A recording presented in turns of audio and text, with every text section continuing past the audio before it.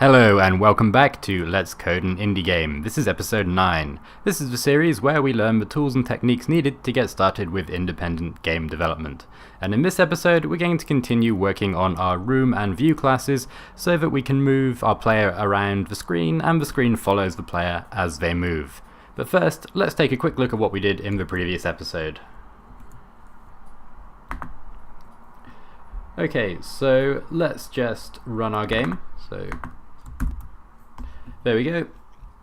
And last episode we were changing the scale of the screen and we moved all of the code to do with scaling the player and the sprites and the room. We moved it into one class which we can then just use inside all of our other classes. And so where we got to last time, we have rooms. The rooms are the same size as our screen and we can still move around. And just to sort of finish off a demonstration from last time, if we go ahead and open up our conf.lua, and remember this is the file where we set things like the size of the window and a few other sort of settings that have to be set before the game starts. If we change the size of our window now, so let's do a 540 by 360, that'll do, and run, we can see that now all of our sprites scale down and our rooms scale down as well. Our room counter doesn't move because we don't use our new class to draw that yet. But everything else sort of scales down nicely and we keep the same aspect ratio. Or of course we keep the same aspect ratio because we just halve the numbers, but we keep the same scale. So everything scales proportionally, which is what we wanted. So let's just go ahead and put that back into the biggest size we're going to be working with. And let's just remind ourselves how we did that. So if we go into view.lua, see we really just have two functions on this class. One is scale. And we never actually access scale outside of the class, it's just used internally, and this just divides the width of the window on the desktop by the number of pixels we want to be working with in the game, and that will give us the amount we need to scale all of our graphics by. And we also have this in-context method here, or function, and this is what we call a context manager, and it takes another function as an argument, but before it calls that function, and you can pass functions around just like anything else, and you only call them when you use the open and close brackets on the end. So before we call this draw function here, we just set up all of the transformations that we want to apply to really all of the graphics in our game. So this just keeps that code in one place. And if we look inside of our sprite class, we can see that our sprite draw method has now just turned into this. So let's just tidy it up because it doesn't need to be on multiple lines anymore. There we go, so we just call the in-context method on our view and we pass in a function and that function just does all of the drawing for the sprite. And the result is everything gets scaled. Okay, so this episode, let's continue using our view class and we're going to make some changes to our room class as well, because what I want to do is to be able to have rooms which are bigger than the actual screen, and I want the screen to just sort of follow the player around. So kind of like a camera, we always want to be pointing at the player. So let's think about what we need to do to make that happen. So first of all, we will need a position for our view. So let's go ahead and add some X and Y arguments when we create a view. And we'll just say the instance X and instance Y are equal to those arguments. And now in our in-context method we can use another kind of transformation. So we're already using love.graphics.scale, which is one kind of transformation, which just makes things bigger or smaller. And another kind of transformation is translate. Translate moves things, or will move everything, to the left or right. So to start with, let's just pass in self.x and self.y here, and let's make sure that when we create our view in main.lua, main.lua, there we go, that we pass in 0, 0 to start with. And so if we're moving 0 to the left and 0 to the right, then everything should look the same. Let's just check that I haven't made any mistakes. There we go, everything still works.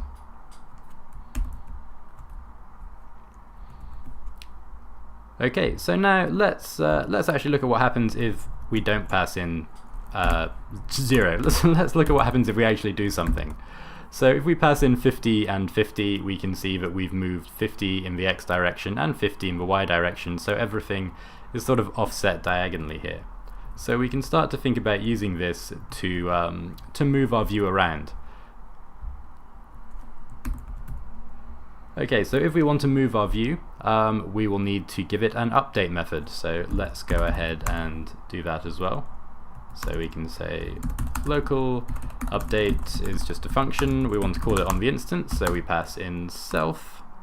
And let's also pass in game. So a lot of our update functions now, they just take a reference back to the object that is being called, or the class that's being called, or instance I guess, and they also take in our game object. So we're trying to keep the signature of our update functions as similar as we can across all of our objects, and it's just nice. It means that whenever we call an update method, we can reasonably guess what it's doing, or at least the kind of arguments it needs. So when we update our view, what we want to do is we want to set the self.x value to game.player.x and the self.y value to game.player.y. Now we need to do a few other things as well, but first of all, let's run it like this and see what change that's actually made to our game code. So we'll just put x and y back to 0, 0 to start with. Oh, and finally, of course, inside of our game state, we also need to update our view. So in our update method on game state, let's also do self.view update, and we can just pass in self, because self points to to the instance of the game state at this point, and we should, of course, we need to make our update method available on the instance. Instance update equals update. Okay. So now we can see that as the player moves around, the view moves around. But it's not quite, it doesn't really do what we want yet. So if everything works, once it's working, what we should really see is the player should sort of stay in the center of the screen and the rest of the world should move around them. And that will create the impression that there's a camera following the player. So how are we going to do that? Well, we just need to modify the x and y values that we pass in when we update the view. So if we take the player's x position and we minus self.gameWidth, now because we're calling translate after we call scale, we can use the game pixels instead of the screen pixels. So we're dealing with the size of the game in pixels we want rather than the size of the actual window on the desktop. And the reason we're doing that is because the window size may change. People might be running our window in different sizes, but our game width will always be whatever we decide. At the moment it's 270 pixels. So we have more control over our game width, so let's go ahead and use that. And what we're going to do is we're going to say player.x minus game width over 2 and player.y minus game height over 2. So half of game width and half of game height. And what this will do is it will take the player's position and it will move half a screen to the left for the x value, and it will move half a screen up for the y value. And finally, when we translate, we're going to translate minus x and minus y. So it does do sort of what I just said. Otherwise it would add those values, but we actually want to take those values away. And now if we run the game, we can see that the player stay in the middle and the rest of the world moves around them. And let's just check we can still move through our rooms. We can. Cool. So our view is now able to follow the player around, which is what we wanted. So let's think about making our rooms wider now so that there's just more stuff. We can put more stuff in a room if the room is bigger, make it more interesting. So let's go ahead and look at room.lua. And we currently hard code the room width and the room height. So let's go ahead and let's just double our room width. So you can see the room is now doubled and everything still works. And if we move into the next room, everything works. But if we move back into the previous room, we sort of end up in the middle of that room instead of at the edge. And we can work out why that's going on. If we look at our room update function, we see we call map next room or map previous room. So let's take a look at map previous room, because that's currently what's putting us in the wrong place. And if we look inside previous room, we've just hard-coded 270 here, which is bad. It's naughty of us, because well, why? Because our room width might want to change, and two, just hard-coding numbers is kind of bad practice, because later on we have to come back, look at the number, and try and remember what it's doing. Now, we know that 270 is the width of our game, so we can work out what this is doing pretty quickly, but when we've got hundreds of numbers in our code, we don't want to be doing that. We want to be either sticking them inside variables with sensible names, or not hard coding things and getting the values out of objects or classes instead. So what are we going to do here? First of all, let's move room width and room height onto the actual instance of a room so that we can pull those values back out later. So down here we can do instance.roomWidth and instance.roomHeight. And now we just need to make sure we grab those off of self, rather than just assuming they're like floating around for free. So self.roomWidth, self.roomHeight in our draw function, and in our update function we just need to do self.roomWidth.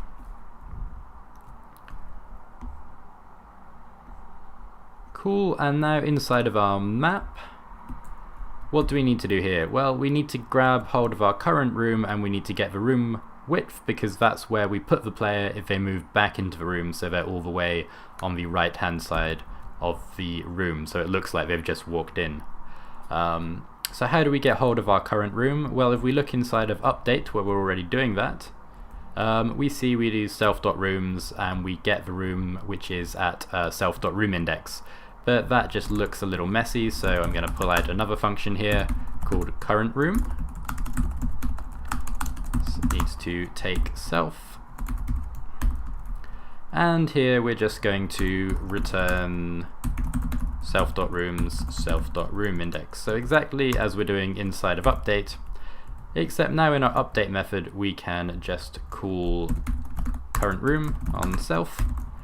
And it just makes it look nicer. We've captured the slightly ugly code all in one place, and now when I read the update function, it tells me what it's doing.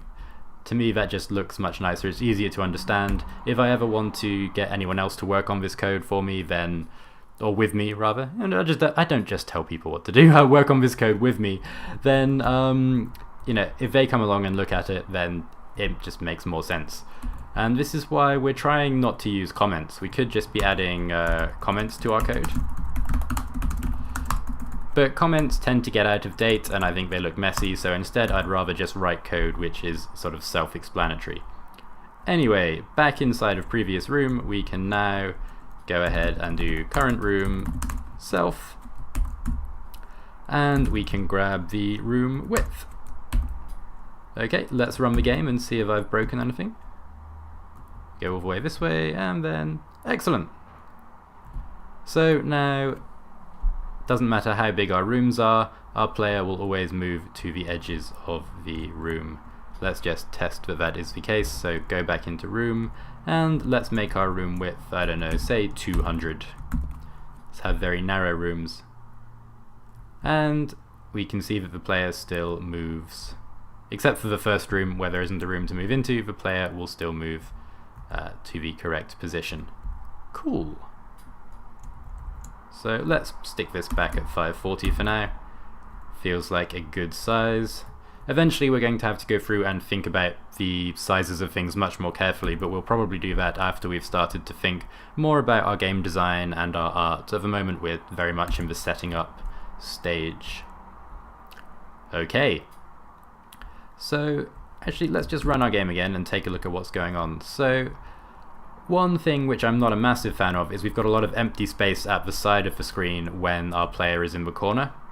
And this just, it doesn't feel nice. As a player you sort of want to be looking at useful things all of the time, and if you're up here, or at least if not useful, interesting things all of the time, and if you're up in the corner, what you're seeing is 3/4 of the screen are full of just empty space. So let's go ahead and fix that.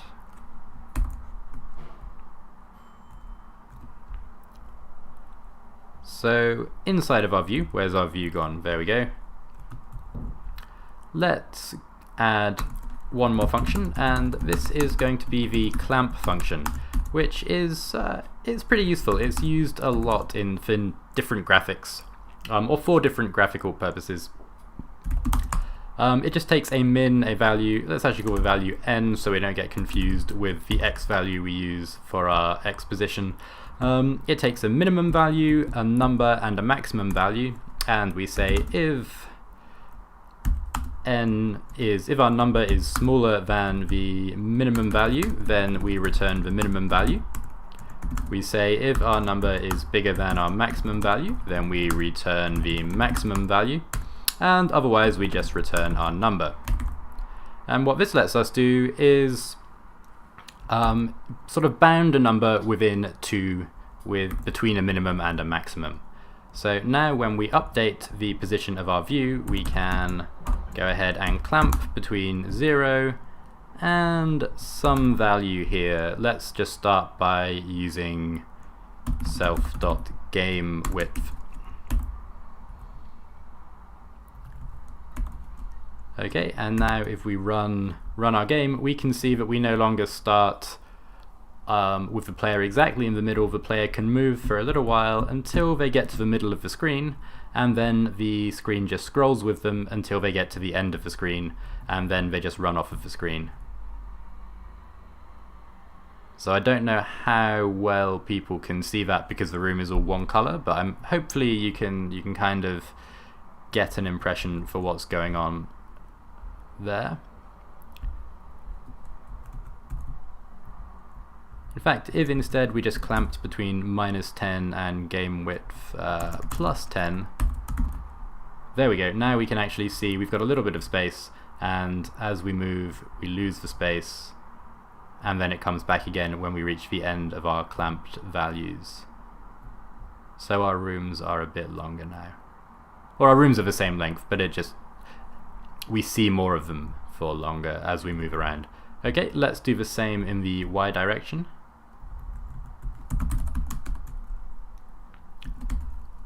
And again, let's just do -10, and we'll start with self.gameHeight and see what that gives us, or I guess gameHeight +10, see what that gives us. So our camera will scroll off the bottom of our room, which isn't what we want, so we need to reduce the maximum Y value that we're clamping to. But the top value is fine, and I guess we knew that would be fine because we know that 0, 0 is up here where our player is somewhere, and yep, there we go. Okay, so let's fix the Y value that we're clamping to. This over to, nope. Actually, we probably just want 10. Yes, of course, we just want 10 there. There we go.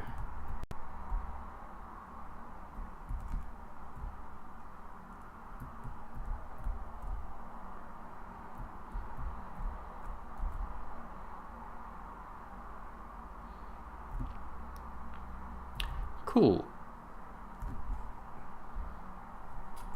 And as I said earlier, let's actually start sticking numbers inside of variables. So instead of just using 10, let's call this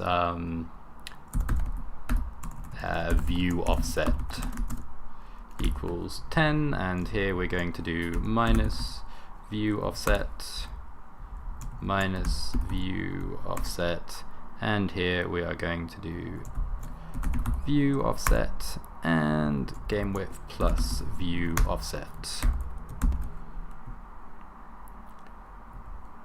Good, still works. Okay, so something to think about, of course, is this currently only works with the size of our rooms now. So it would be useful if it would work with any size of room, just like our code for moving to the next and previous room. So we need to be able to get hold of the room when we update our view as well, so we know the correct X values and Y values to clamp to. So let's go ahead and make that happen as well. So the way we access everything in our game is through our GameState object. So let's take a look at GameState. So GameState has a map, but it doesn't currently have the current room. But we know that map has a way of getting hold of the current room. So we should be okay to use that. So inside of our view update function, let's first of all think about the x value, or the maximum x value we need to use. So let's just call this max x. Max. Right. We can do game.map, and then we know that we have a current room function which we added to map, but I do not think it is currently available on the instance. Current room. Yep, so let's go ahead and make it so we can call it on our map instance. Current room. Now inside of our view we can do game.map current room, and we can get hold of a room width.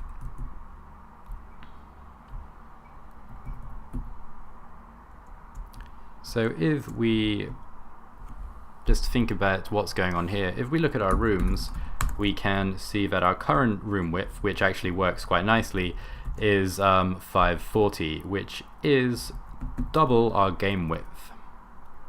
So that means if we look at our view, where we're passing in game width, it kind of feels like maybe we're passing in half of our room width here, or certainly game width is currently half of our room width.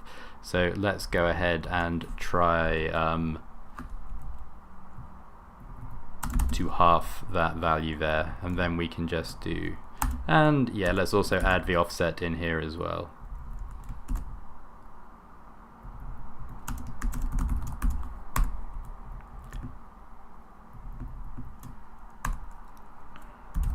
Max x. Okay. Well, we know that that still works. What about if we make our room longer? So in room.lua, let's do 540 times 2 is 1080.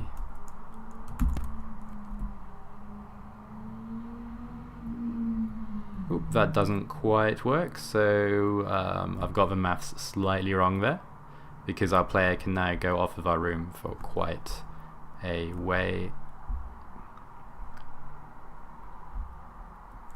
So thinking about it, it must be something like room width minus self dot game width. Oops, I actually wanted this. What am I doing? What am I doing?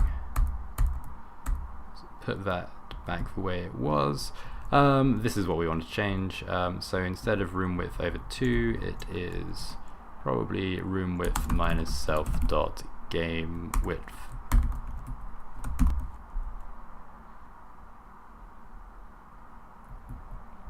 Cool. There we go.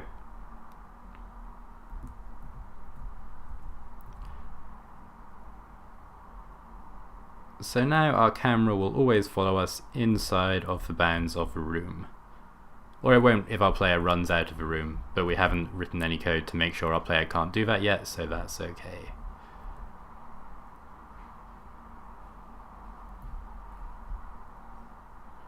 Cool. And let's make sure we do the same thing for y.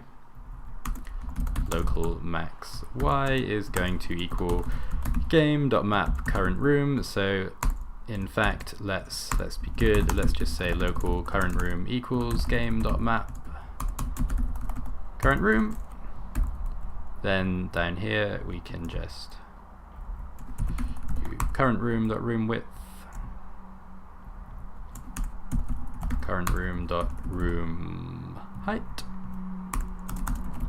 minus self.game height here, and we also want to add the view offset, which we've just set at 10 for now, and down here we want max y Cool, that still works. That still works. And what about if our rooms are really tall? So let's swap this. Let's do 180 by 1080.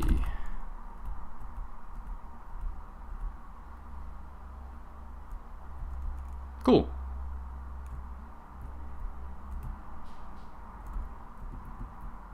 Ooh, that feels a bit strange there.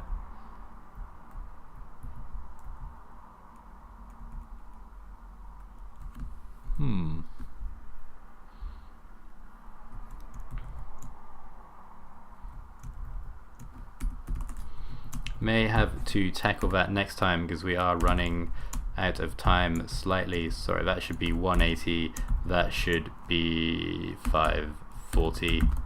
Let's just check that doesn't affect what we're doing.